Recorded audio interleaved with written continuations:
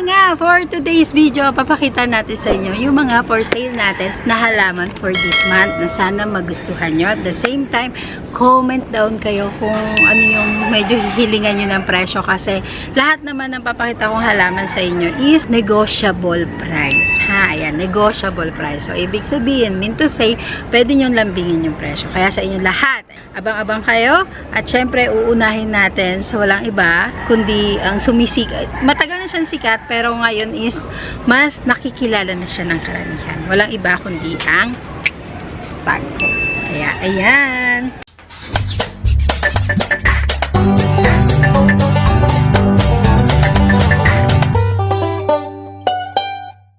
So, ayan, di na natin paliligoy-ligoyin pa. Pakikita natin yung Staghorn.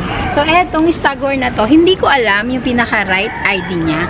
Kasi sa dami-dami ng Staghorn, hindi ko na masabi kung ano-ano yung mga variety nila. Ayan. Ganito kalalaki yung Staghorn na yan. Ganyan siya.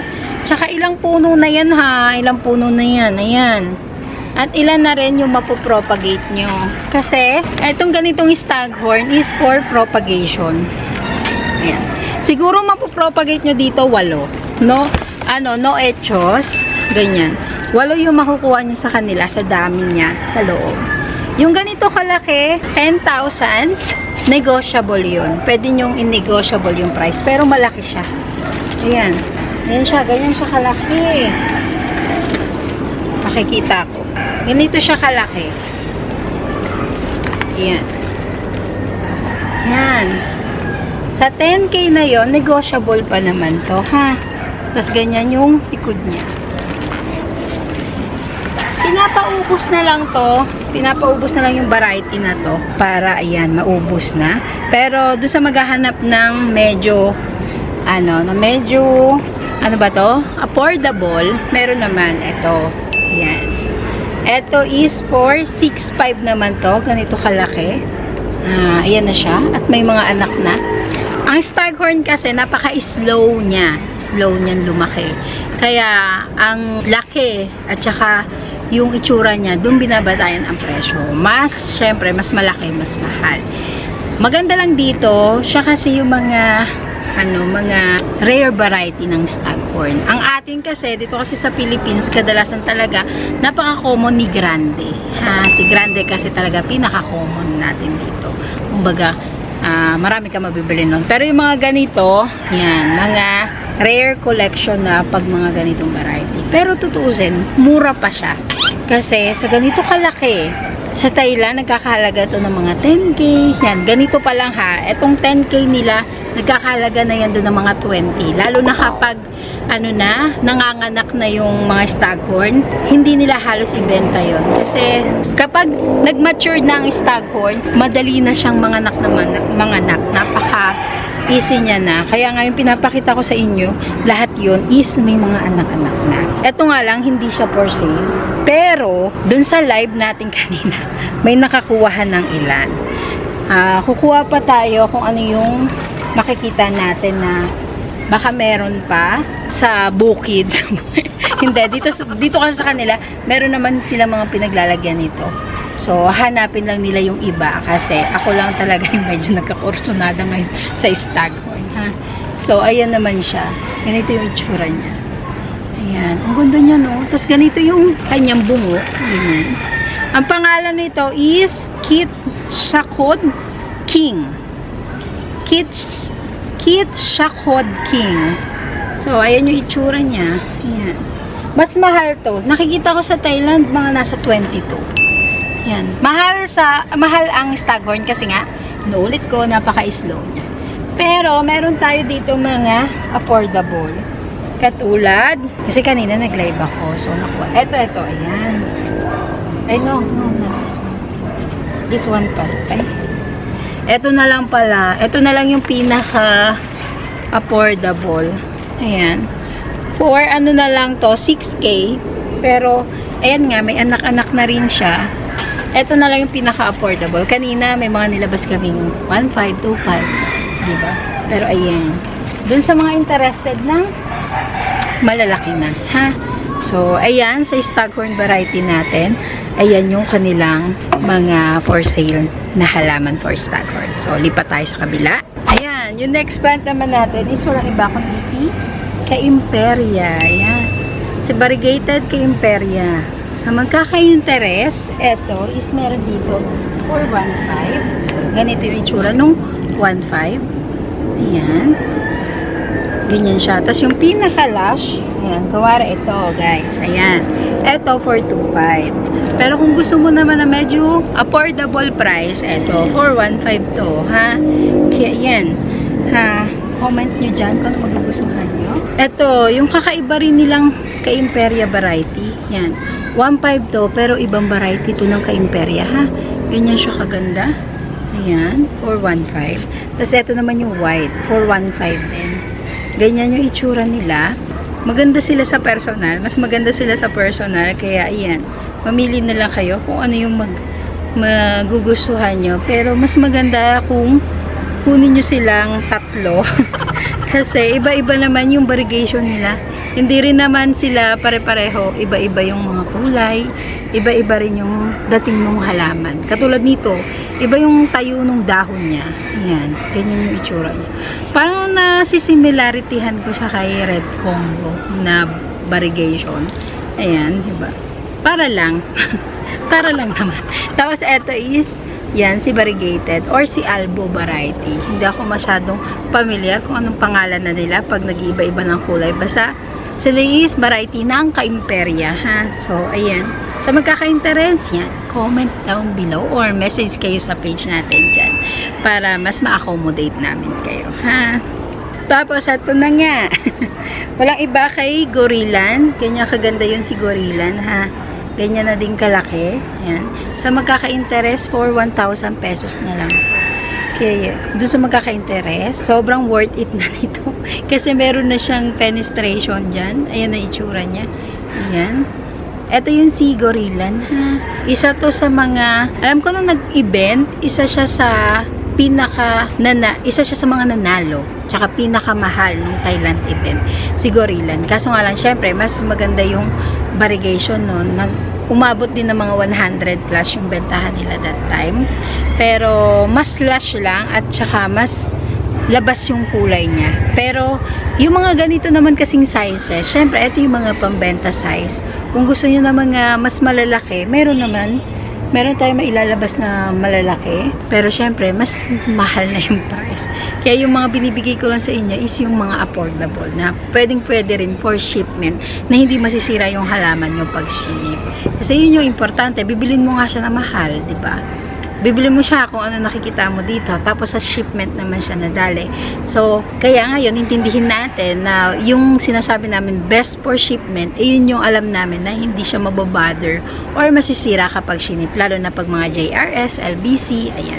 Tsaka drop and go. Kay drop and go, pwedeng wala pa kaming problema kasi kahit anong laki ng pambalot sa kanya is walang problema. Pero kay JRS, tsaka kay LBC, yun ang laging may komplikasyon. Kasi, nagbabatay sila sa taas at timbang ng halaman. So, kailangan kahit sikipan mo yan, kahit gandahan mo yan, depende sa ano pa rin, pag-ship nila, kung gano'n nila i-take care yung halaman nila. Ha? So, ito, for 1,000 pesos kay Gorillan, variegated Gorillan. Ha? Ayan. Tapos, ito naman, walang iba kundi si Emerald. Ayan, ganyan siya kaganda. Ito, for 1,500 lang to. Ganito na kaganda to, ha. Kaya doon sa magkaka-interest, panalo to. Kasi mga local variety na to. Ito na yung mga pinagkunan. Ganyan siya kaganda, oh. Tignan nyo naman, di ba? Mahal pa talaga to sa iba. Kasi nga, yung iba kasi import variety pa. Ito kasi naman is propagation. Kaya medyo mababa na yung mga presyo. For 1,000 kasi, 1,500. Napaka-reasonable nun. Lalo na, ayun na yung mga papalabas ng dahon niya. Ayan. No? Ang ganda niya. Nabigyan justice siya ng camera ko, pero ng cellphone, di siya mabigyan justice. At syempre, walang iba, kundi si Cardinal. Si Black Cardinal. Ayan. Hindi lang siya mabigyan justice dito. Kasi napaka-dark ng kulay niya. Si variegated na Black Cardi. Ito kasi, ito yung Thailand variety. Ganyan siya ganyan naman yung itsura niya. Sa mga may interested na medyo mura-mura na mga ganito, ito is only for 3,500. Pero ganyan siya kalaki, ha? At ganyan yung itsura niya. Ito kasing isa, ito yung number 1 kung tawagin. Yan, napapatingin ako. Sorry kung napapatingin ako. Para makita nyo. Ayan. Ayan siya. Ito is for only 2,500. May variegation siya. Ito yung bar niya. Ayun, ayun. Ayun. Kita naman. Medyo hindi lang siya visible pag sa video. Mas maganda siya sa personal. Ayan. Ganyan yung itsura niya. Ito siya pag lumaki. Ayan. Ito yung malaki niya. Diba? Ayan. Tapos, ito yung baby niya. So, ito kasi, not for sale. Medyo slow grower din kasi siya. Matagal siyang lumaki. Pero, kagandahan nito, hindi talaga nagbabago yung variegation niya. Kaya, mas lalabas pa yung bar nito habang tumatagal. Ha? So, ayan siya. Tapos, ito namang isa, ito, 2,500 for 2,500. Reasonable na yun. Kasi, dito na yan sa atin. So, eto namang isa, pag lumaki siya, ganito yung itsura niya. Ayan. So, depende sa'yo kung ano yung mas interest ka na kulay. Meron kasi, okay na sila rito, mas nagigandahan sila sa kulay nito, diba? Pag lumaki, eto, for 3,500, eto is not for sale. Kasi nga, pinapalaki. Ayan. Iba kasi kapag meron kang ma-show na malaki. Kapag kasi wala ka nung mother plant or nung pinaka matured plant na, mahirap kasi, kunwari ito, paano ko siya i-imaginein pag malaki? Iba pag may na-show up ka. Ayan. So, ayan yung itsura nila. So, tingnan yung difference nila pag lumaki. Pag lumaki sila, magkaiba. Ayan. Kita ba? Ayan, diba?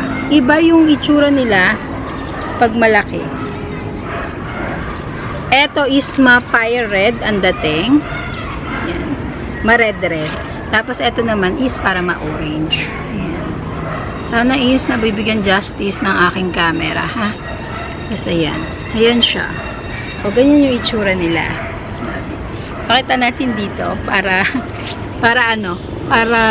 mas ma-appreciate. Ayan yung itsurahan nilang dalawa, ha? Tapos, ang likod is ganyan naman. Likod niya is ganyan. Ayan. Ayan. Ganyan. Tapos, ang likod nitong isa is ganito naman. Para may mga comparison. Kasi mahirap pag walang comparison. Sobra. Saka, variegated red Congo. Ito is not for sale. Niyabang ko lang din. Para may maiyabang ako sa inyo na may maganda naman akong nahawakan na halaman ngayong taon na itong 2025, ha? So, ayan siya. Ganda, no? Ayan. Pack. O, diba? Not for sale pa to. Pero, pag ito na-propagate na, yan, pwede na ibenta. Kasi kahit pa paano is, tumataas na siya ng tumataas. Pero, etong pinakamagandang nakita kong na red Congo na variegated. Promise. Iba yung dating niya. May pink, may red, tas may white, may yellow. Ganda, no? So, ayan. Dyan pa ko ang Milano ni tita. Yung bonfire. 89K. Makakahawak din ako ng 89K.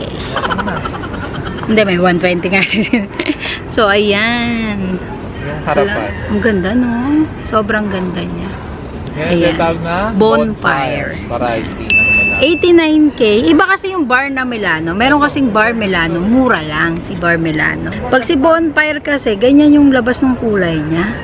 Ayan. Ayan. Ayan. Pakita mo yung difference. O, diba? Tapos kay bar Milano, ganyan lang. Parang Mycans. Eto, 950 lang to. For 950 pesos. Tapos eto, down to, high to 89,000 pesos. Ayan. Ito, maganda yung kulay nito. Ito yung lip to eh. Oo. Ito si 89, tapos ito si 950 pesos. O, diba? Doon na ako sa 950. baka maging ganito din. Pero malabo. Ayan Iba yung kasi talaga differences variety. nila. Ha? Magkaiba kasi talaga sila. Tsaka syempre, magkaiba yung kulay. Yun ang pinaka, magkaiba yung kulay.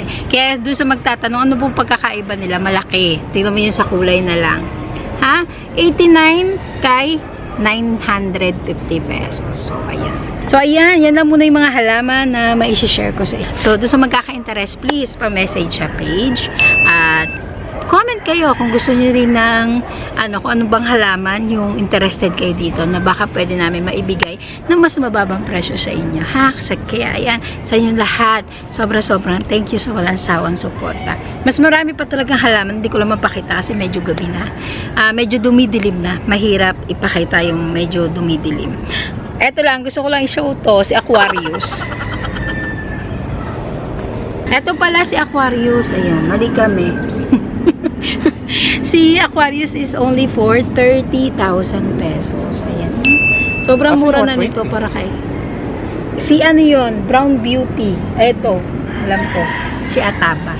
Na variegated. Okay. Ayan. For, ano na lang to? 30,000 pesos. Ganyan siya kalaki. Ayan. Kaya yan, ayun nga, inuulit ko sa magkaka-interest, please pa-message sa page. Pero, isa-isahin ko na yung ganda ng kulay niya kasi ang ganda niya tingnan. Ayan. Ang mura na nito for Aquarius. Aquarius kasi is Florida X Billy. Ayan. Florida X Billy to, ha? So, ayan siya. Mahal pa siya talaga sa market, lalo na sa Thailand. Ito lang is na-propagation lang to. Tsaka medyo matagal na sa kanila. Tapos na-propa nila, syempre, half price na lang ito. Kaya panalo to kasi top cut. Kaya tuloy-tuloy yung suloy niya. Ayun na ulit yung suloy niya. So, sa interested, please, pa-message sa page, ha? So, ayun na nga. Dun sa magtatanong, ano yung yung Brown Beauty? At yun. Hindi, kaya ko. Ayan, si Brown Beauty. For 120,000 pesos. So, diba? Nakahawak ako ngayon ng 120,000 pesos. Pero ganyan yung itsura niya. Ayan. Si Ataba Puense Brown Beauty at kung tawagin. Pero sabi ko nga, bakit pink siya? Bakit ang tawag brown? Kasi daw sa, ano yun, sa parang stem. At wag daw natin inaano-ano yung pangalan nito. Kasi yun yung pinangalan sa kanya. Pero ganyan yung itsura niya. Ayan. Collector's item na to. Kaya wag masyadong wag niyo ko masyadong husgahan o tanungin. Ba't ganun yung presyo niya? Pero ayan siya.